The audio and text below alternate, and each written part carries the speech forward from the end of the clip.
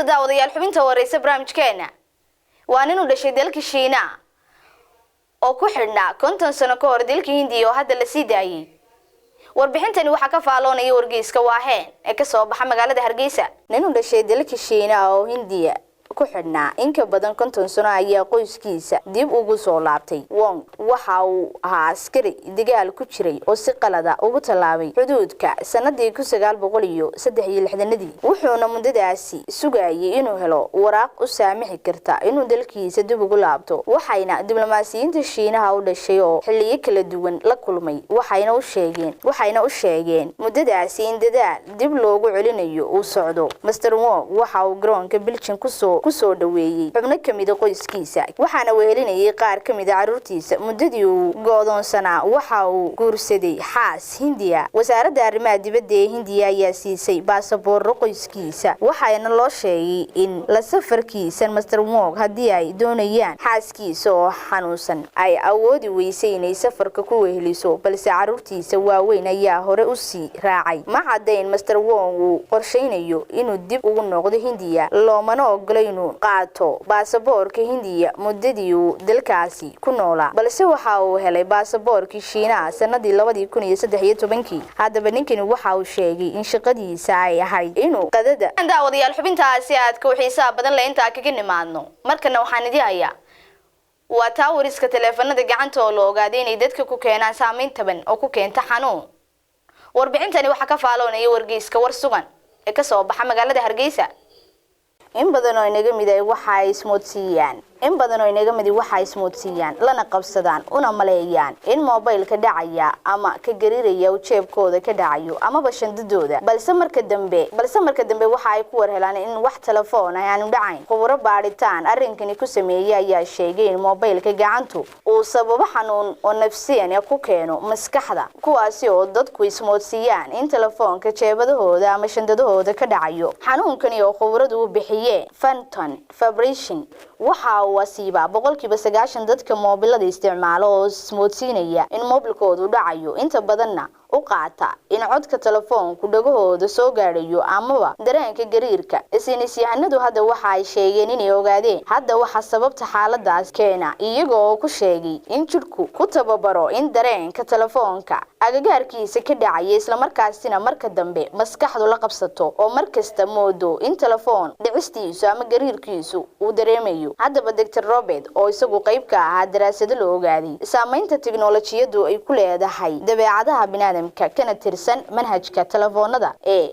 Geo Institute of Technology ee magaalada Thailand ayaa sheegay in gariirka iyo codka telefoonka maqalkooda ay dareenkoodu dadka caado ahaan ka noqotay. khubaradu waxa ay ku doodeen in maskaxda qofka telefoonka sita ka dareen celiso amaba ka walwasho in la soo garaacayo markastana ay sugto fariin loo soo diro. sidaas darteed mar walba oo uu eego jeebkiisa amaba uu istaabto isagoo ay u sawiran tahay amaba qofku ismoodsiinayo in telefoonkiisu dhacayo. waxa kale oo ay khubaradu tilmaameen in muruqyada jidhka ka midka ah ay gariirka yare ay dareemaanba ay kaga fariin celiyaan in telefoon uu yahay sidaasina maskaxdu la qabsato oo xanuunkani aakhirkii uu asiibo. haddii aan daawadayaal xubintaasi inta kaga nimaadno markana waxaan idin hayaa waa xubin ka waramaysa Facebook iyo dhibaatadiisa. Facebook waxa uu dili karaa dareenka maskaxda qofku kula socon karo waqtiga. warbixintani waxa ka faaloonaya wargeyska Geeska Afrika ee ka soo baxa magaalada Hargeysa. cilmi baadhis cusub oo lagu sameeyay dalka Ingiriiska ayaa ka dhigin in isticmaalka barkulanka bulshada ee Facebook uu si aad u difaaco dareenka qofka ee dhinaca waqtiga. cilmi baarayaashan ayaa ka tirsan xarunta cilmiga maskaxda iyo hanaankeeda shaqo ee jaamacad ku taala dalka Ingiriiska ayaa cilmi baadhistan ku ogaatay in baaritaan la sameeyay kadib lagu ogaaday in barkulanka Facebook iyo si guud isticmaalka internetka ay saameyn weyn ku leeyihiin fahamka qofka iyo feerjignaanta uu qofku leeyahay dareenka maskaxeed ee qadarinta waqtiga. natiijada daraasadani oo Geeska Afrika ku soo rogay oo lagu baahiyay journal la yiraahdo Social Apply oo ka faalooda cilmi nafsiga ayaa arintaasi ka sheegay in tijaabadani kala duwan ee la sameeyay lagu ogaaday in sawirka qofku ka daawanayo Facebook iyo qoraalada uu ka daalacanayo ay ku keento waqti aad u badan inta uu ku qaato daawashada iyo akhriska sawirada iyo waliba qoraalada kale ee uu ka dheehanayo barkulanka Facebook. Cilmi baadhis hore ayaa iyadana daa ka rogtay in isticmaalka joogtada ah ee barkulanka bulshadu saameyn taban ku leeyahay dareenka qofka inta badanna uu ku abuuro dareen niyad jab iyo culays nafsi ah oo qofka ku dhaca. Hadaan daawadayaal xubintaasi aad ka xisaab badan leh inta kaga nimaadno markana waxaan idin hayaa waa warbixin kale oo wax ka qoray wargeyska Geeska Afrika ee ka soo baxa magaalada Hargeysa. Hurdada duurkii la seexiyo carruurta waxa ay kobcisaa awoodooda maskaxeed ee dhanka luqadda. Cilmi baadhis cusub oo lagu sameeyay dalka Mareykanka ayaa lagu ogaaday in hurdada carruurta yaryar la seexiyo saacad barkeed oo duhurkii kadib ay ka caawiso barashada xirfadaha cusub gaar ahaan dhinaca luqadda oo ay kobciso xirfada ay u leeyihiin hadalkeeda iyo doorashada ereyada. Cilmi baadhayaal ka tirsan qaybta cilmi nafsiga ee jaamacad ku taala dalka Mareykanka ayaa baadhis ku sameeyay ku ogaaday xiriirka ka dhaxeeya hurdada duhur kobaca xirfada isticmaalka luqadda ee ilmaha gaar ahaan marka uu jiro da'da aan weli gaadhin dugsiga iyagoo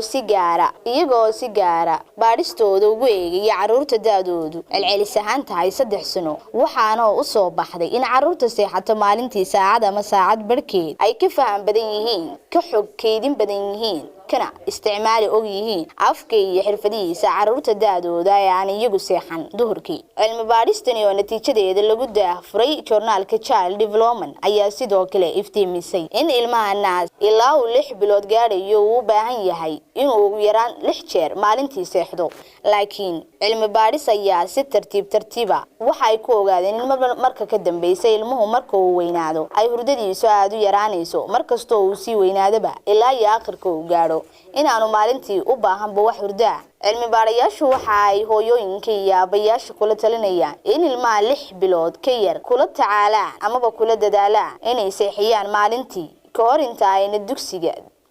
inta ayna gaadhin da'da dugsiga. Dhammaan khiyaarta hawada nagala xidhiidhay wali waxaynu bartanka kaga jirnaa barnaamijkeena Nixnaysa iyo xulashada wargeysida oo idinkaga imanaya xarunta dhexe Star TV ku leeyahay magaalada Hargeysa. Daawadayaal haddii aan xubintaasi inta kaga nimaadno markana aan soo qabto Mareykanka, Japan iyo Kuuriyada Waqooyi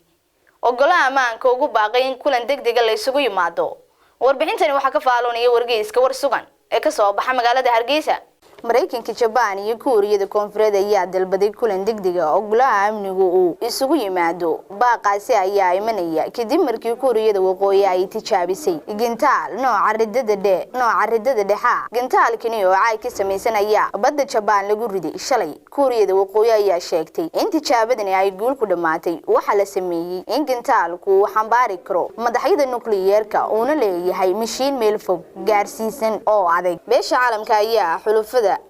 Mareykanka iyo Japan ayaa tijaabadaasi cambaaraysay. Warka soo baxay aqalka cad ayaa lagu sheegay in madaxweyne Trump uu ciidamo ku kordhin doono xulufadooda ku sugan badda Pacific. Ujeedadani ayaa lagu sheegay in laga hortagayo dacwadda Kuuriyada Waqooyi gintaal gaaraya 500 kiiloomitir waxaana uu ku dhacay badda Japan, balse Koonfurta Kuuriya ayaa sheegtay in qalab cabira ay u dirtay ayna ogolaanaynin in gintaalkani meel inta ka dheer u gaari doono. Dadka waxa ay tixgelinayaan waxa ay sheegeen inay rumaysan yihiin in Waqooyiga Kuuriya ay weli sanado qaadan karto inay samaysato gintaal meel fog gaarsiisan, balse hogaamiyaha Kuuriyada Waqooyi Mr. Kim Jong waxa uu sheegay in talaabadani ay ku guuleysteen ayna hadda diyaar u yihiin gintaalo badan. Dalkaasi ayaa sheegay in gintaalka shalay la tijaabiyay loo riday dhanka hawada si loo ilaaliyo dalalka deriska la ee dhankooda madaafiicda loo ridin. Bishii January waxa uu sheegay in dhawaan ay soo saari doonaan gintaal ridda dheer oo madaxyada nukliyeerkiisu gaarsiisnaan karaan Mareykanka. Dhulka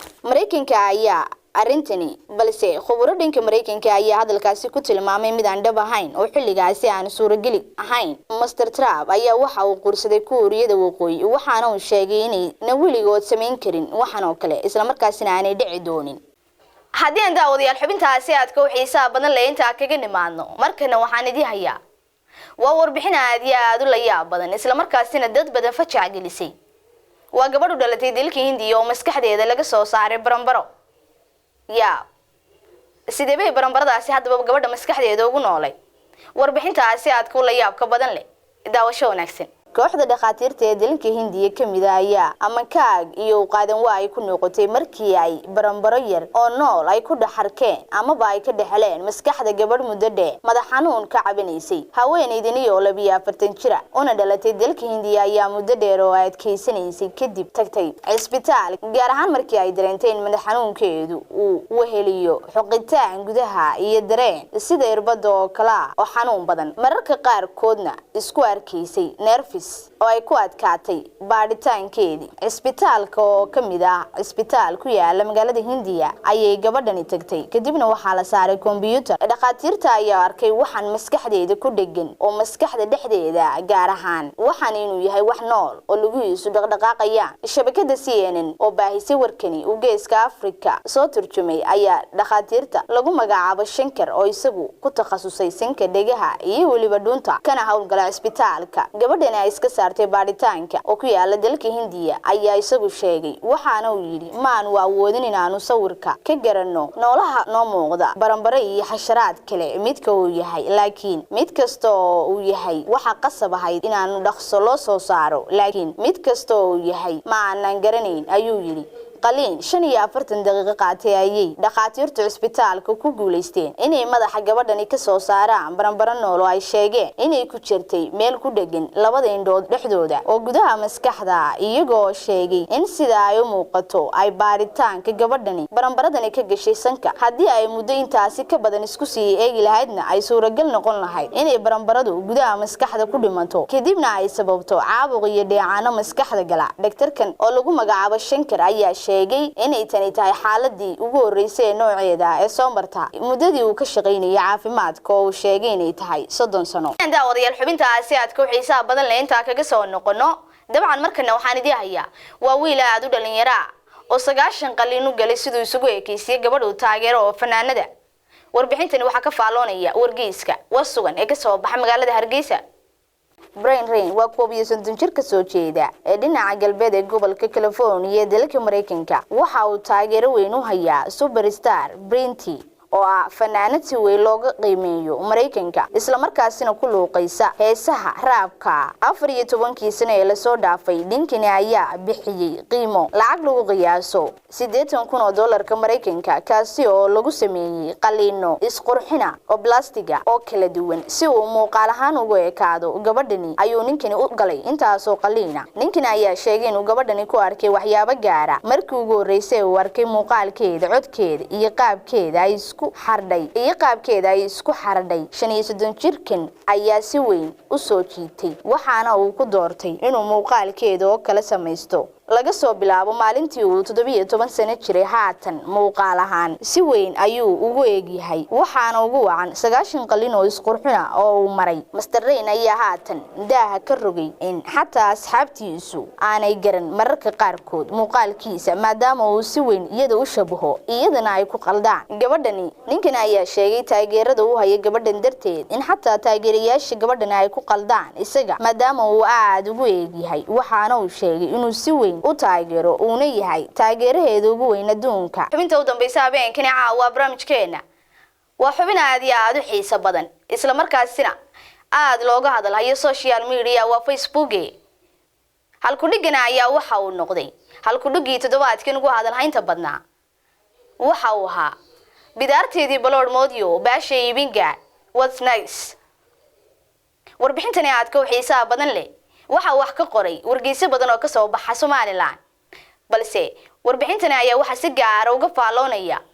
wargeyska waaheene ka soo baxa magaalada Hargeysa Cabdi Goodabe iyo Qura Maxamed Baasha Xaaji Xasan oo si weyn looga yaqaano bulshada Soomaaliland dhexdeeda ayaa waxay mudaharaad casri oo dhex qaaday dhalinyarada waxa ay ku soo bandhigeen baraha bulshada ku kulanto waa Facebook hadaba labada nin ayaa si weyn looga hadalhayaa qoraalo kooban oo ay soo dhigeen barta bulshada ku kulantay ee Facebook hal ku dhigan ayaa bidaarteedii balood moodiyo baasha bixin gaad what's next halkudhigani ayaa waxa uu noqday halkudhigi ugu hadalhaynta badnaa toddobaadkani sidoo kale halkudhigani ayaa waxa qoray wargeysyada ka soo baxa Somaliland badankooda qoraaladaasi ayaa waxa sii qaatay boqolaal dhalinyaro reer Somaliland kuwaasi oo halkudhig ka dhigtay kuna hadal hayay muddooyinkii u dambeeyay Facebook iyo sidoo kale baraha bulshada ku kulanto ee social media qodobkaasi waxa uu guniya gabagabo ahaa barnaamijkeena xiisaha iyo xulashada wargeysyada oo idinkaga imanayay xarunta dhexe TV ku leeyahay magaalada Hargeysa barnaamijka ayaa waxa idila socodsiisa isla markaasina isku soo dubarida anigoo Nishaad Farxaan Caliya dhanka farsamada iyo kamarada barnaamijku waa injineer Arsama Iglan dhamaanta iyo anagoo isku duuban waxaan idinkaga tageynaa isarag maqal dambe